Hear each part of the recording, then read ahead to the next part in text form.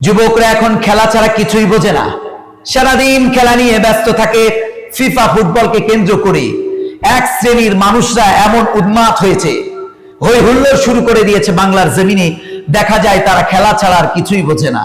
কদিন আগে আপনাদের জেলায় দেখলাম যে কিছু যুবক বৃষ্টির মধ্যে তাদের জার্সি গায়ে দিয়ে রেস দেয়, মোটরসাইকেল নিয়ে শুডাউন দেওয়া নিয়ে ব্যস্ত।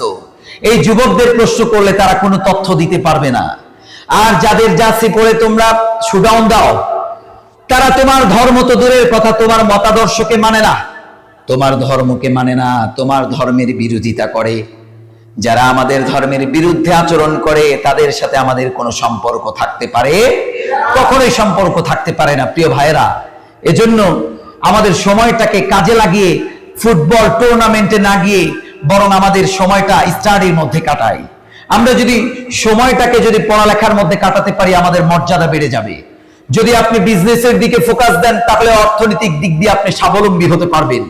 যদি আপনি নিজের ফোকাস ঠিক রাখতে পারেন, আপনাকেও ফেমাস বানিয়ে দিবেন। যিনি আওয়াজ করে বলুন তিনি কে? এই বাংলার জমিনে কিছু মানুষ আছে যাদেরকে আল্লাহ তাআলা সম্মান দিয়েছে। ডক্টর ইউনূস নিজের কাজে ফোকাস দিয়েছে। এরপরে ডক্টর মিজানুর রহমান আজহারি, আল্লামা তারেক মনোয়ার, আল্লামা দেলোয়ার হোসেন সাঈদী, এই মানুষগুলো নিজের কাজে ফোকাস দেওয়ার কারণে তাদের মর্যাদা আর সম্মানটাকে বাড়িয়ে দিয়েছেন। যিনি আওয়াজ করে বলুন তিনি কে? এজন্য তুমি যদি তোমার কাজে ফোকাস দিতে পারো, তোমার মর্যাদা বাড়িয়ে দেবে এবং পুরো পৃথিবী তোমার দিকে তাকিয়ে থাকবে। আওয়াজ করে বলুন ঠিক কিনা?